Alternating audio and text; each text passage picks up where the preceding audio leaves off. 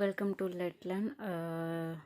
இன்றைக்கி வந்து new year. So அனைவருக்கும் இனிய புத்தாண்டு நல்வாழ்த்துக்கள் and wishing A happy new year.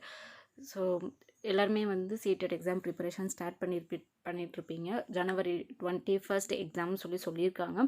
So அதில் வந்து எதுவும் எக்ஸ்டென்ஷன் இருக்கா இல்லையா அப்படின்றது தெரியும். ஆல்ரெடி அவங்க டேட்டை மென்ஷன் பண்ணதுனால மோஸ்ட்லி 21 கரெக்டாக அந்த டேட்டில் தான் இருக்கும். அட்மிட் கார்டுமே வந்து எக்ஸாமுக்கு பிஃபோர் 2 days 2 நாளைக்கு முன்னாடி, எக்ஸாமுக்கு 2 நாளைக்கு முன்னாடி வந்து அவங்க வெப்சைட்டில் வந்து அப்லோட் பண்ணுவாங்க. ஸோ அப்போ வந்து நம்ம சென்டர் என்ன அப்படின்றத தெரிஞ்சுக்கலாம். ஆல்ரெடி நம்ம வந்து சீட்டட் எக்ஸாம் ப்ரிப்பரேஷன் கிளாஸஸில் வந்து சைல்டு டெவலப்மெண்ட் சிலபஸ் வைஸ் பார்த்தோம் அப்படின்னா சைல்டு டெவலப்மெண்ட் அண்ட் பெடகாகி அந்த கான்செப்டில் எல்லா சாப்டர்ஸுமே நம்ம கம்ப்ளீட் பண்ணிவிட்டோம். வீடியோ கிளாஸஸ் போட்டிருக்கோம், ப்ரீவியஸ் இயர் கொஸ்டின் டிஸ்கஷன்ஸுமே போட்டிருக்கோம். அதில் சாப்டர் வைஸ் சிடிபியில் ஒவ்வொரு சாப்டர் வைஸுமே வந்து நீங்கள் சாப்டர் வைஸ் கொஸ்டின் டிஸ்கஷனும் கேட்டிருந்தீங்க. அதுவுமே போடுறதுக்கு நான் எக்ஸாமுக்குள்ளே போடுறதுக்கு நான் ட்ரை பண்ணுறேன். ஏன்னா நமக்கு அதர் சப்ஜெக்ட்ஸையும் வந்து நம்ம கம்ப்ளீட் பண்ணணும். சிடிபி மட்டும்தான் கம்ப்ளீட் பண்ணியிருக்கோம். So other EVS, science, English, maths அந்த பெடகாகி அதுக்குரிய அந்த கான்செப்ட்ஸ்க்குரிய பெடகாகி எல்லாத்தையுமே வந்து அதையுமே நம்ம வந்து கவர் பண்ணணும் அப்படின்றதுனால so chapter wise question discussion வந்து நான் போகிறதுக்கு ட்ரை பண்ணுறேன். ஸோ அதே சைட் பை சைட் நம்ம வந்து அதர் கான்செப்ட்ஸோட கண்டென்ட்டையும் வந்து நம்ம கவர் பண்ணிடுவோம். ஸோ இன்றைக்கி வந்து இவிஎஸ் பெடகாகியில் ஆல்ரெடி நம்ம 3 வீடியோஸ் இவிஎஸ் பெடகாகியில் சிலபஸ் வைஸ் 3 டாபிக்ஸ் வந்து பார்த்துட்டோம். ஸோ இன்றைக்கி அதே மாதிரி இவிஎஸ் பெடகாகியில் சிலபஸ் வைஸ் அடுத்து கண்டினியூஸாக இருக்கக்கூடிய டாபிக் என்ன அப்படின்னா லேர்னிங் பிரின்சிபல்ஸ் அப்படின்றது ரொம்ப ஈஸியான ஒரு டாபிக் தான். ஸோ இந்த டாபிக் தான் பார்க்க போகிறோம். ஸோ வீடியோ பார்க்குறவங்க ஃபுல்லாக பாருங்கள், ஸ்கிப் பண்ணாமல். ஏன்னா இம்பார்ட்டன்ட் பாயிண்ட்ஸ் எல்லாமே இருக்கும், அதனால் ஸ்கிப் பண்ணாமல் பாருங்கள். நம்மளோட சேனலை சப்ஸ்கிரைப் பண்ணிவிட்டு பக்கத்தில் இருக்கிற பெல் ஐக்கானை கிளிக் பண்ணி அதில் ஆல் அப்படின்ற ஆப்ஷனையும் வந்து செலக்ட் பண்ணிக்கோங்க. அப்போ தான் நான் போடுற வீடியோ வந்து உங்களுக்கு உடனே நோட்டிஃபை ஆகும். இப்போ நம்ம வீடியோக்குள்ளே போகலாம்.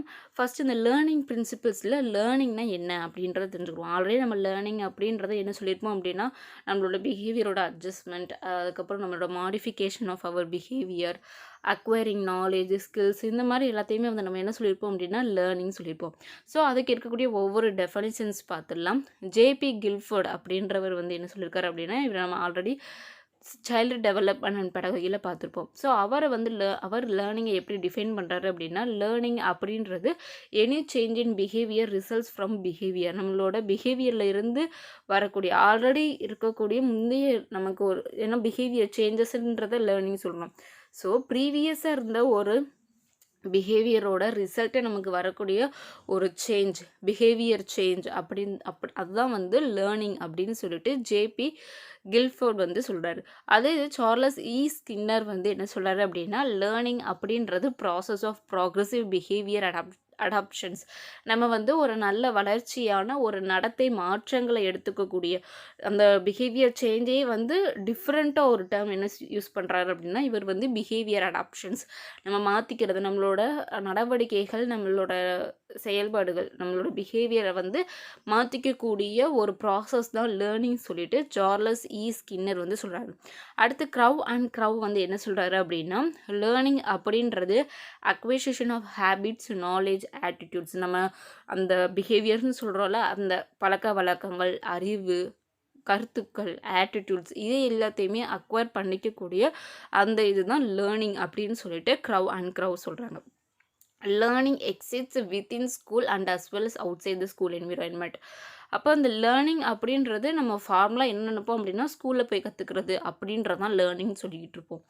அப்போ அந்த லேர்னிங்ன்றது ஸ்கூலுக்குள்ளே மட்டும் கிடையாது, ஸ்கூலுக்குள்ளேயும் கற்றுக்கக்கூடிய ஒரு விஷயம். அது மட்டும் இல்லாமல் ஸ்கூலுக்கு வெளியிலேயே நம்ம சொசைட்டியில், வீட்டில், மற்ற அதர் பிளேசஸ்லையுமே வந்து கற்றுக்கக்கூடிய ஒரு ப்ராசஸ் தான் இந்த லேர்னிங் அப்படின்றது. ஸ்கூலுக்கு வெளியிலையும் நடக்கக்கூடிய ஒரு ப்ராசஸ்.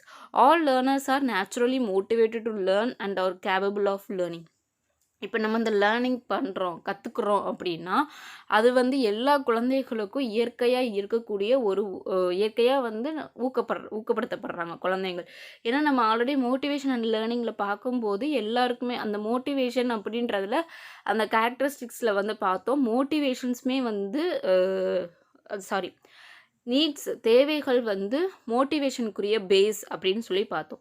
ஸோ எல்லாருக்குமே ஒரு மனிதர்கள் அப்படின்றப்போ அடிப்படை தேவை இருக்கும் பொழுது குழந்தைகளுக்கும் ஒரு சில தேவைகள் இருக்கும், அவங்களோட ஃப்யூச்சர் லைஃப்க்கும் ஒரு இது தேவை.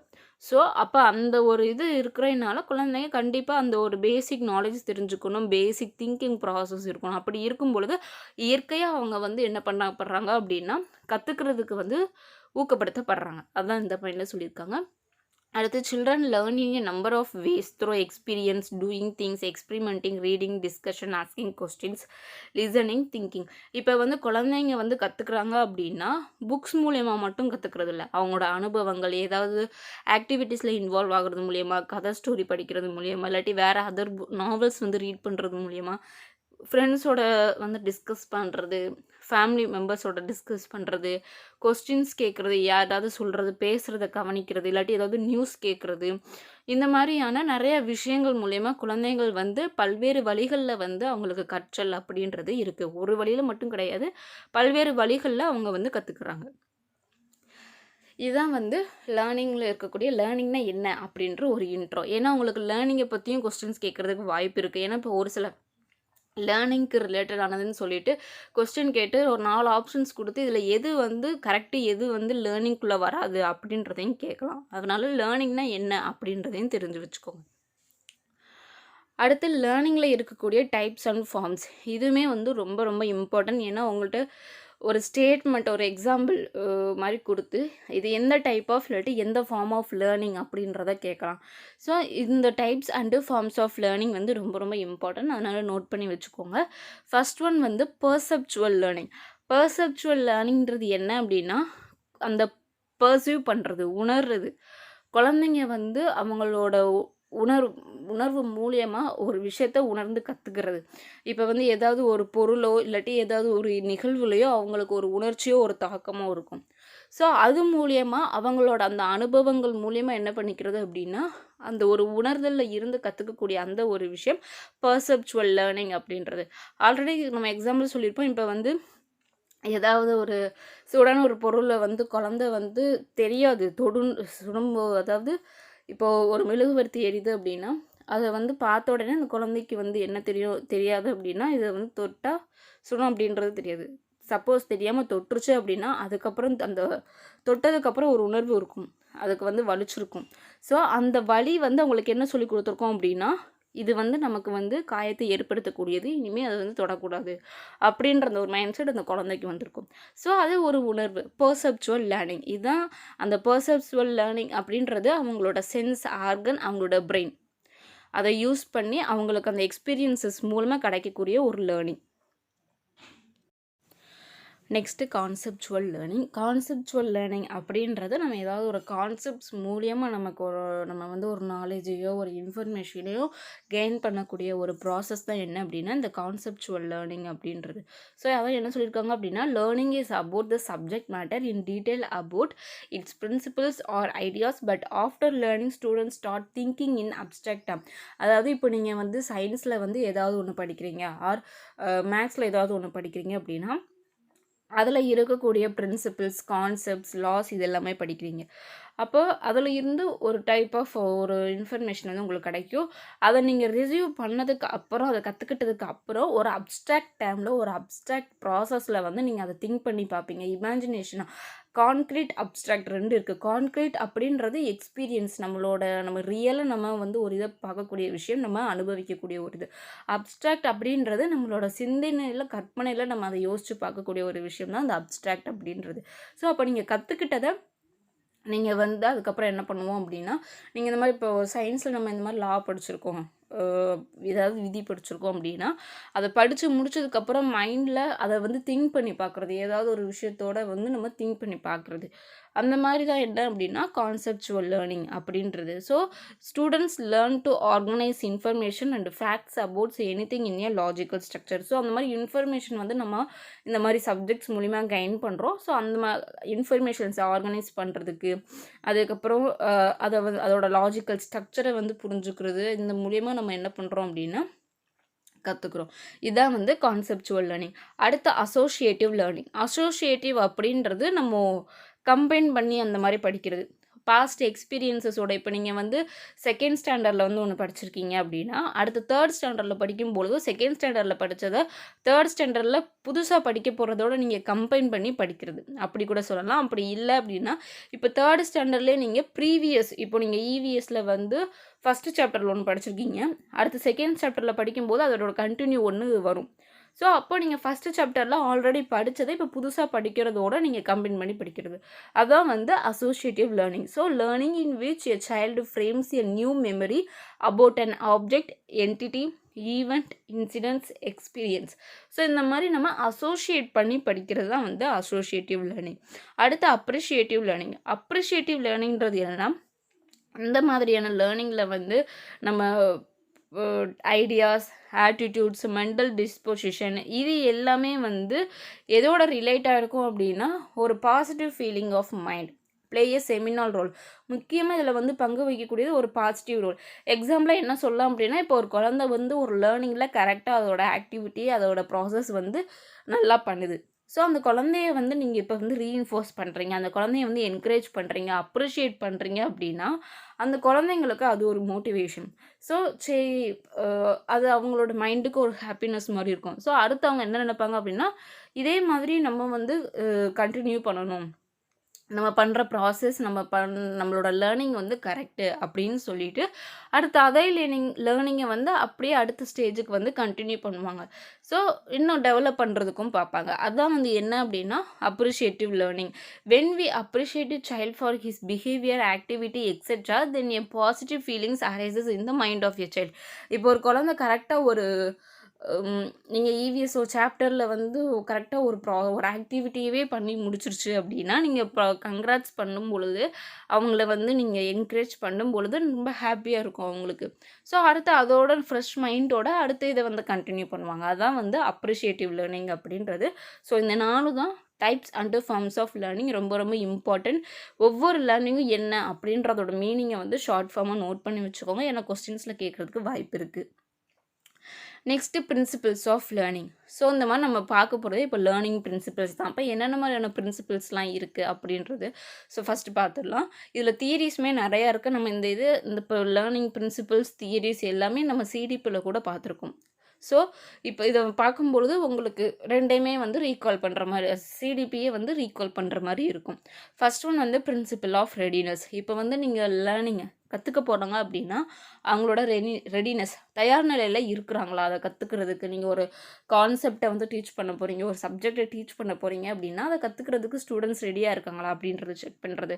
பிரின்சிபிள் ஆஃப் எக்ஸசைஸ் அப்படின்னா அதில் அவங்களுக்கு கொஞ்சம் ஒர்க் கொடுக்குறது, ஒரு ஆக்டிவிட்டி மூலியமாகவும் இப்போ ரெடியாக இருக்காங்கன்னு தெரிஞ்சதுக்கப்புறம் அதை வந்து எக்ஸசைஸ் பண்ணுறது, ப்ராக்டிஸ் கொடுக்குறது, ஏதாவது ஒர்க்ஸ் கொடுக்குறது. அதான் வந்து principle of exercise. Principle of effect. Principle of effect அப்படின்னா அந்த நீங்கள் பண்ண ஒர்க் மூலியமாக அந்த ப்ராசஸ் லேர்னிங் ப்ராசஸ் மூலியமாக உங்களுக்கு என்ன ஃபீட்பேக் வந்திருக்கு, அதோட தாக்கம் என்ன, பாசிட்டிவாக நெகட்டிவாக, தான் வந்து பிரின்சிபிள் ஆஃப் எஃபெக்ட். ஸோ இந்த 3மே வந்து நம்ம ஆல்ரெடி எங்கே பார்த்துருப்போம் அப்படின்னா தார்ண்டைக்கோட laws of theory, laws of learning தியரியில் வந்து பார்த்துருப்போம். ஏன்னா இந்த 3மே வந்து ரொம்ப ரொம்ப இம்பார்ட்டண்டான இது. ஸோ இந்த 3மே வந்து நோட் பண்ணி வச்சுக்கோங்க, ஆல்ரெடி சிடிபியில் வந்து பார்த்துருப்போம். அடுத்து அதர் பிரின்சிபிள்ஸ் வந்து பிரின்சிபிள் ஆஃப் ப்ரைமசி. பிரின்சிபிள் ஆஃப் ப்ரைமசி அப்படின்றது என்ன அப்படின்னா ஸ்டேட் ஆஃப் பீயிங் ஃபர்ஸ்ட். ஒரு ப்ரைமரி ஒரு நம்ம முக்கியத்துவம் கொடுக்குறோம் அப்படின்னு சொல்லுவோம்ல, ஒரு ப்ரைம் அப்படின்னு சொல்லிட்டு.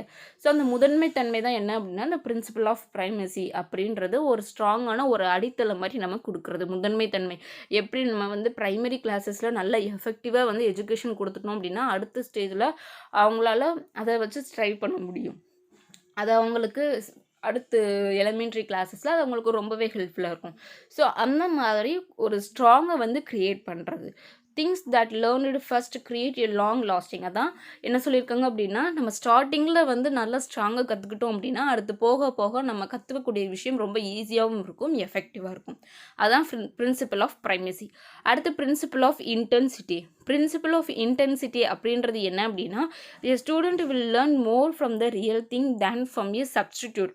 அதாவது இப்போ நம்ம டீச் பண்ணுறோம் அப்படின்னா குழந்தைங்க வந்து ரியல் திங்லேருந்து கற்றுக்கிறது. நீங்கள் இப்போ ஒரு கான்செப்ட் டீச் பண்ணுறீங்க அப்படின்னா டீச் பண்ணும்போது இப்போ நீங்கள் இவிஎஸ்லேயே இப்போ ஃபுட்டையோ இல்லாட்டி ஷெல்டரையோ வந்து டீச் பண்ணுறீங்க அப்படின்னா அதுக்குரிய ஒரு ரியல் மாடல் எக்ஸாம்பிள்ஸை வந்து நீங்கள் குழந்தைங்க முன்னாடி டீச்சிங் மெட்டீரியலை காமிச்சு இது பண்ணும்பொழுது அவங்களுக்கு அந்த லேர்னிங் வந்து ரொம்பவே ஈஸியாக இருக்கும், புரிஞ்சுக்கிறதுக்கு மைண்ட்லேயும் அவங்களுக்கு நல்லா நிற்கும்.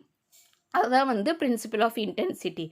அடுத்து principle of requirement. Principle of requirement அப்படின்னா தேவையை வச்சு நம்ம வந்து அவங்களுக்கு என்ன தேவை, அவங்களோட ரெக்குவயர்மெண்ட் என்ன அப்படின்னு பார்க்குறது. We must have something to obtain or do something. இதில் என்ன சொல்லியிருக்காங்க அப்படின்னா we must have something to obtain or do something. நம்ம ஏதாவது ஒரு இது செய்கிறதுக்கோ இல்லாட்டி ஒரு இது வந்து நமக்கு கிடைக்கிறதுக்கோ நமக்கு ஏதாவது ஒன்று இருக்கணும். இப்போ நீங்கள் வந்து ஒரு ஆக்டிவிட்டி பண்ணுறீங்க அப்படின்னா அந்த ஆக்டிவிட்டி பண்ணுறதுக்கு தேவையான பேசிக் நாலேஜ் இருக்கணும், தேவையான திங்ஸ் இருக்கணும். ஸோ இந்த மாதிரியான தேவையான ஒரு இதை வந்து நம்ம என்ன பண்ணணும் அப்படின்னா குழந்தைங்களுக்கு கொடுக்கணும். இதுக்கு எக்ஸாம்பிளாக சொல்லலாம் அப்படின்னா நீங்கள் வந்து ஏதாவது ஒரு கான்செப்ட் நடத்துகிறீங்க அப்படின்னா நடத்தும் பொழுது அதுக்கு ரிலேட்டடான ப்ரீவியஸ் எக்ஸ்பீரியன்ஸஸ், ப்ரீவியஸ் நாலேஜஸ் தேவை. ஸோ அது வந்து ஒரு ரெக்குவயர்மெண்ட். ஸோ நீங்கள் அதை வந்து என்ன பண்ணணும் அப்படின்னா யூஸ் பண்ணி நீங்கள் நியூவாக நடத்தக்கூடிய டீச்சிங் கான்செப்ட்ஸை வந்து நீங்கள் டீச் பண்ணலாம். அதுதான் வந்து பிரின்சிபல் ஆஃப் ரெக்குவயர்மெண்ட். அதான் எக்ஸாம்பிள் என்ன சொல்லியிருக்காங்க அப்படின்னா ability, skill or anything that may helps us to learn R gain something. நம்ம வந்து ஏதாவது ஒரு இதை கற்றுக்கிறதுக்கு நமக்கு இருக்கக்கூடிய இது. எக்ஸாம்பிளாக இதுக்கு பெஸ்ட்டாக சொல்லணும் ப்ரீவியஸ் எக்ஸ்பீரியன்ஸஸே நம்ம சொல்லலாம்.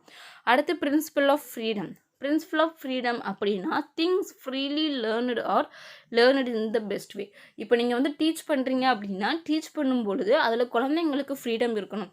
அவங்க பேசுகிறதுக்காக இருந்தாலும் சரி, கொஸ்டின் கேட்குறதுக்காக இருந்தாலும் சரி, ஆக்டிவிட்டியில் இன்வால்வ் ஆகிறதுக்காக இருந்தாலும் சரி, அவங்களுக்கு ஃப்ரீடம் இருக்கும் பொழுது அவங்களோட ஆக்டிவிட்டிஸ் எல்லாமே அவங்களோட மைண்ட் எல்லாமே ஃப்ரீயாக இருக்கும். ஸோ எந்த ஒரு கஷ்டமும் இல்லாமல் ஒரு ஸ்ட்ரெஸ் இல்லாமல் அவங்களோட மைண்ட் ரிலாக்ஸாக இருக்கும் பொழுது அந்த லேர்னிங் ப்ராசஸ் அப்படின்றது நல்லாயிருக்கும். அதுதான் வந்து பிரின்சிபல் ஆஃப் ஃப்ரீடம் அப்படின்றது. நெக்ஸ்ட்டு வந்து ஒரு 2 தியரிஸ் பார்க்கலாம் லேர்னிங்கோட ரிலேட்டடானது. ஃபஸ்ட்டு ஒன் வந்து தார்ண்டைக்கோட 3 லாஸ் ஆஃப் லேர்னிங் தியரி, இன்னொன்று ஆல்பர்ட் பண்டூரா. அந்த 2 தியரியுமே நம்ம சைல்டு டெவலப்மெண்ட் அண்ட் பெடகாகிலையும் பார்த்துருப்போம். ஸோ ஜஸ்ட் ரீகால் மாதிரி பண்ணிடலாம். தார்ண்டைக்கோட 3 லா ஆஃப் தியரி நம்ம ஃபஸ்ட்டு பிரின்சிபல்ஸ் ஆஃப் லேர்னிங்கில் சொன்ன மாதிரி ஃபஸ்ட்டு 3 இது law of readiness, law of exercise, law of effect. Readiness அப்படின்னா குழந்தைங்க தயார் நிலையில் இருக்கிறாங்களா கற்றுக்கிறதுக்கு அப்படின்னு சொல்லிட்டு அவங்களோட ப்ரீவியஸ் நாலேஜை வச்சு நம்ம புது டாப்பிக்கை கனெக்ட் பண்ணி அந்த ரெடினஸை டெஸ்ட் பண்ணுறது. எக்ஸசைஸ் அப்படின்னா தயார் நிலைக்கு அப்புறம் அவங்களுக்கு அந்த லேர்னிங்கில் வந்து ஒரு சில ஆக்டிவிட்டி கொடுத்து ஒரு ப்ராக்டிஸோ ஒரு ஒர்க்கோ கொடுக்குறது. எஃபெக்ட் அப்படின்றது அந்த ஒர்க்கோட ஃபீட்பேக் நெகட்டிவாக இல்லை பாசிட்டிவாக அப்படின்னு பார்க்குறது. ஸோ இதாக வந்து தாண்டைக்கோட main 3 law of learning. So அடுத்து இதை தவிர்த்து ஒரு சபார்டினேட் லா வந்து சொல்கிறாரு தாண்டைக் வந்து. அது மொத்தம் எத்தனைனா 5 இது சொல்கிறாரு. இதுவுமே வந்து நம்ம சைல்டு டெவலப்மெண்ட் அண்ட் பெடகாகியில் வந்து சாப்டரில் வந்து அந்த லேர்னிங் ரிலேட்டடான சாப்டரில் நம்ம இந்த இதை எக்ஸ்பிளைன் பண்ணி போட்டிருப்போம். அதுலேயுமே இந்த 5 சபார்டினேட் லாஸ் வந்து சொல்லியிருக்கோம். ஸோ அந்த 5 லா வந்து என்னென்ன அப்படின்னா first one law of multiple responses. அதாவது நிறையா வே ஆஃப் ஐடியா சொல்கிறது, ஆன்சர்ஸ் வந்து யோசிக்கிறது, ரெஸ்பான்சஸ் சொல்யூஷன்ஸ் யோசிக்கிறது. இது வந்து law of multiple responses. Law of set or attitude அப்படின்னா ஒரு பர்டிகுலர் இதை வந்து நம்ம யோசிக்கிறது, இல்லாட்டி ஒரு பர்டிகுலர் இதை வந்து நம்மளோட பிஹேவியராக இருக்கலாம், நம்மளோட மைண்ட் செட்டாக இருக்கலாம். அடுத்து ப்ரீ பொட்டன்ஷி ஆஃப் எலமெண்ட்ஸ். நமக்கு தேவையான இருக்கக்கூடிய எக்ஸாம்பிளாக சொல்லலாம் ரெக்குயர்மெண்ட்ஸ், நமக்கு தேவைப்படக்கூடிய ஒரு சில நாலேஜ், ஸ்கில்ஸ் அந்த மாதிரி கூட சொல்லலாம். அடுத்து law of response by analogy. இது என்ன அப்படின்னா இப்போ நமக்கு ஒரு டாஸ்க் வருது அப்படின்னா அந்த டாஸ்கில் இருக்கக்கூடிய ஒரு சில விஷயங்கள் வந்து அனலாகி அப்படின்றப்போ அது நமக்கு ஆல்ரெடி எந்த அளவுக்கு ஃபெமிலியராக இருந்திருக்கு, நம்மளோட ப்ரீவியஸ் நாலேஜை வந்து இன்வால்வ் பண்ணி நம்ம அதோட கம்பேர் பண்ணி கொடுக்கக்கூடிய ரெஸ்பான்ஸ். நம்மளோட ஃபெமிலாரிட்டிஸ் ஒரு டாஸ்க் வரும்பொழுது அந்த டாஸ்க் நமக்கு எவ்வளோ ஃபெமிலாரிட்டியாக இருக்குது, நமக்கு எவ்வளோ அளவுக்கு நம்ம ஆல்ரெடி அதை வந்து சால்வ் பண்ணியிருக்கோம், ரிலேட் ஆயிருக்குன்றதை பார்த்து நம்ம அதுக்கு ரெஸ்பான்ஸ் கொடுக்கக்கூடியது. அதை சால்வ் பண்ணக்கூடிய ஒரு ப்ராசஸ் தான் law of response by analogy.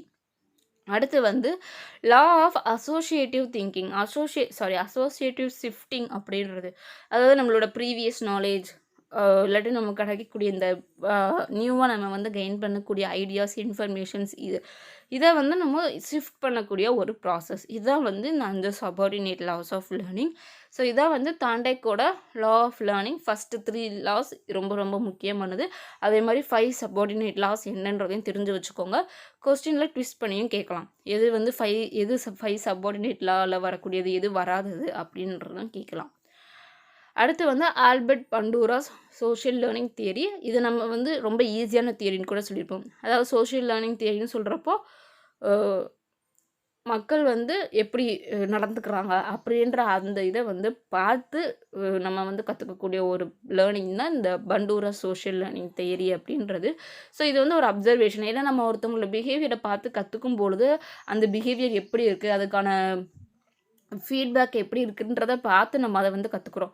அப்போ அந்த அப்சர்வேஷனல் லேர்னிங் அண்டு மாடலிங் ப்ராசஸில் இருக்கக்கூடிய ஸ்டெப்ஸ் எல்லாம் என்னென்ன அப்படின்னா, இதுவுமே நம்ம சிடிபியில் டிஸ்கஸ் பண்ணியிருப்போம் கிளாஸ் வீடியோவில். Attention, retention, reproduction, motivation. நம்ம ஒரு இதில் கான்சென்ட்ரேட் பண்ணது, ஒருத்தர் ஒரு ஆக்டிவிட்டி பண்ணுறாங்க அப்படின்னா அதில் நம்ம கான்சென்ட்ரேட் பண்ணுறத அட்டென்ஷன் சொல்லுவோம்.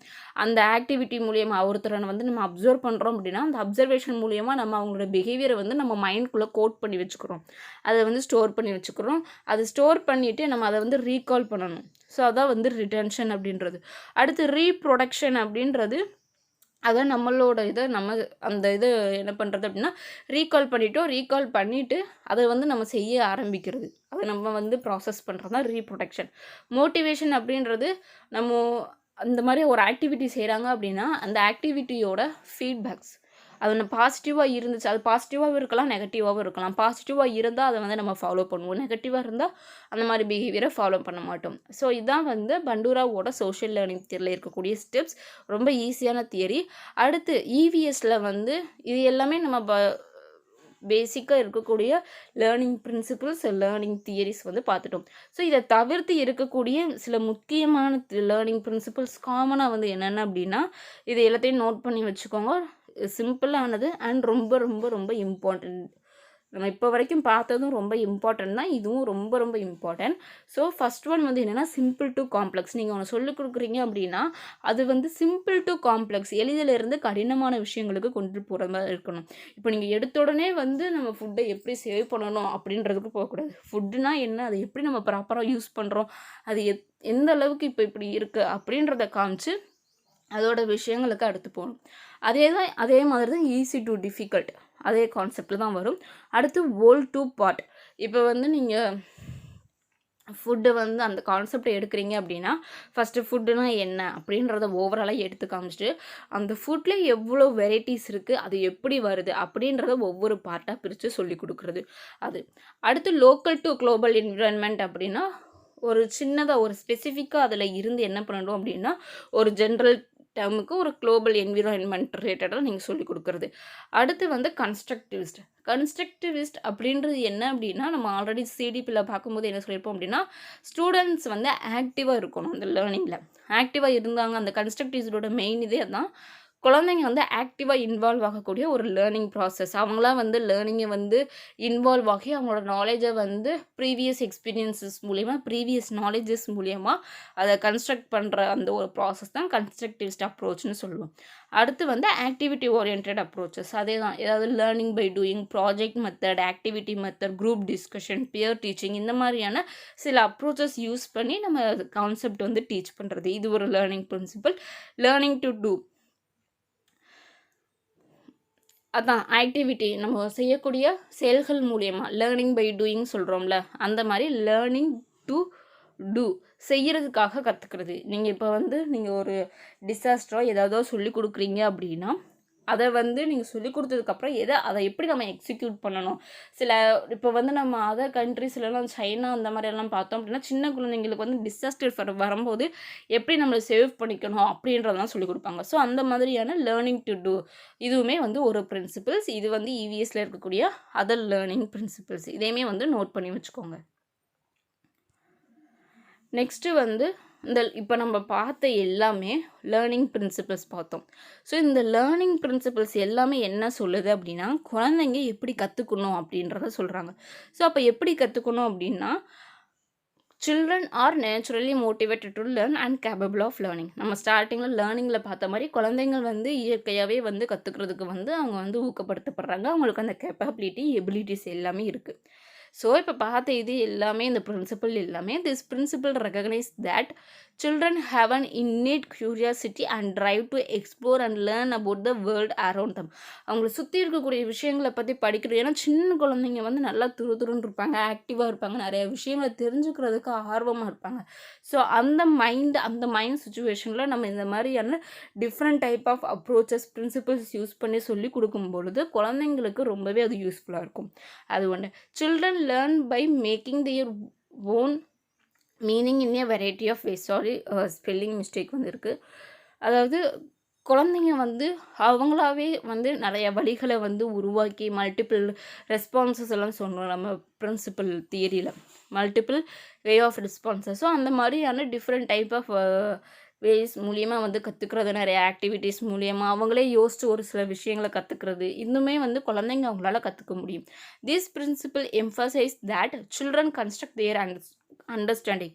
அதான் அப்போ அந்த ஓன் மீனிங் அவங்களே வந்து உருவாக்கி கற்றுக்குறாங்க அப்படின்னு சொல்லும்போது குழந்தைங்க அவங்களே வந்து என்ன பண்ணுறாங்க அப்படின்னா அந்த கான்செப்டில் அவங்களோட புரிதலை வந்து உருவாக்கிக்கிறாங்க. அது மட்டும் இல்லாமல் ஆக்டிவாக வந்து அந்த லேர்னிங்கில் வந்து இன்வால்வ் ஆகுறாங்க. நம்ம லாஸ்ட் இந்த பிரின்சிபலில் பார்த்தோம், கன்ஸ்ட்ரக்டிவிஸ்ட் அப்படின்னு சொல்லி பார்த்தோமா, இதைத்தான் நம்ம சொன்னோம். குழந்தைங்க அவங்க ஓன் வேலை வந்து கற்றுக்கக்கூடிய ஒரு ப்ராசஸ் தான் கன்ஸ்ட்ரக்டிவ்ஸ்ட்னு சொன்னோம். ஸோ அதை தான் இந்த லாஸ்ட் பாயிண்ட்லேயும் சொல்லியிருக்காங்க. குழந்தைங்க வந்து அவங்களோட இதை வந்து கன்ஸ்ட்ரக்ட் பண்ணுறாங்க, அண்டர்ஸ்டாண்டிங் ஒரு கான்செப்ட்ஸில் வந்து இப்போ நீங்கள் ஒரு இதை டீச் பண்ணுறீங்க, ஷெல்டர் இல்லாட்டி ஃபுட் பற்றி டீச் பண்ணுறீங்க அப்படின்னா அதில் அவங்களோட புரிதலை வந்து அவங்க கன்ஸ்ட்ரக்ட் பண்ணுறாங்க. ஸோ அது மட்டும் இல்லாமல் அதில் ஆக்டிவாக இன்வால்வ் ஆகுறாங்க. இதுதான் வந்து குழந்தைங்க வந்து எப்படி கற்றுக்கணும் அப்படின்றத நம்ம பார்த்த லேர்னிங் பிரின்சிபல்ஸ் எல்லாமே வந்து எக்ஸ்பிளைன் பண்ணுது அப்படின்றத இந்த 2 பாயிண்ட்டாக கொடுத்துருக்காங்க. ஸோ இந்த வீடியோ புரிஞ்சிருக்கும்னு நினைக்கிறேன். இந்த டாபிக் வந்து ரொம்ப ரொம்ப ஈஸியான சிம்பிளான ஒரு டாபிக். அண்ட் என்னென்ன பிரின்சிபல்ஸ் தியரி, யாரோட தியரி, என்னென்ன லாஸ் வருது, என்னென்ன பிரின்சிபல்ஸ் வருது அப்படின்றத நல்லா நோட் பண்ணி வச்சுக்கோங்க. ஈஸியானதும் கூட, ரொம்ப இம்பார்ட்டண்டான ஒரு டாப்பிக்குமே கூட. இந்த வீடியோ புரிஞ்சிருக்கும் அப்படின்னு நினைக்கிறேன். உங்களோட ஃப்ரெண்ட்ஸ் யாராவது சீடெட் டெட் ப்ரிப்பேர் பண்ணிகிட்ருக்காங்க அப்படின்னா அவங்களுக்குமே ஷேர் பண்ணுங்கள். பிஎட் யாராவது படிச்சுட்ருக்காங்க அப்படின்னா, இல்லாட்டி டிஎல்எட் யாராவது படிச்சுட்ருக்காங்கன்னா அவங்களுக்கும் ஷேர் பண்ணுங்கள். ஏன்னா அவங்களுக்கும் யூஸ்ஃபுல்லாக இருக்கும். ஒரு சில பேர் ஃபைனல் இயர் படிச்சுட்ருப்பாங்க, அவங்களுமே வந்து இந்த எக்ஸாமுக்கு வந்து இல்லாட்டி ஃப்யூச்சரில் அவங்களுக்கு வந்து ஹெல்ப்ஃபுல்லாக இருக்கலாம். அதனால் உங்களோட ஃப்ரெண்ட்ஸ் யாராவது எக்ஸாமுக்கு ப்ரிப்பேர் பண்ணுறாங்க, டீச்சிங் எக்ஸாமுக்கு ப்ரிப்பேர் பண்ணுறாங்க அப்படின்னா அவங்களுக்கு இந்த வீடியோவை ஷேர் பண்ணுங்கள். நம்மளோட சேனல்லையும் வந்து ஷேர் பண்ணுங்கள். அண்ட் நம்மளோட சேனலை வந்து சப்ஸ்கிரைப் பண்ணிக்கோங்க. சப்ஸ்கிரைப் பண்ணிவிட்டு வீடியோ பாருங்கள். ஸோ அது எனக்கு ரொம்பவே ஹெல்ப்ஃபுல்லாக இருக்கும். சப்ஸ்கிரைப் பண்ணி பக்கத்தில் இருக்கிற பெல் ஐக்கானை கிளிக் பண்ணி அதில் ஆல் அப்படின்ற ஆப்ஷனை செலக்ட் பண்ணிக்கோங்க. அப்போ தான் நான் போகிற வீடியோ உங்களுக்கு உடனே நோட்டிஃபை ஆகும். அண்ட் தேங்க்யூ ஃபார் வாட்சிங். And again wishing you a happy new year to all. Thank you.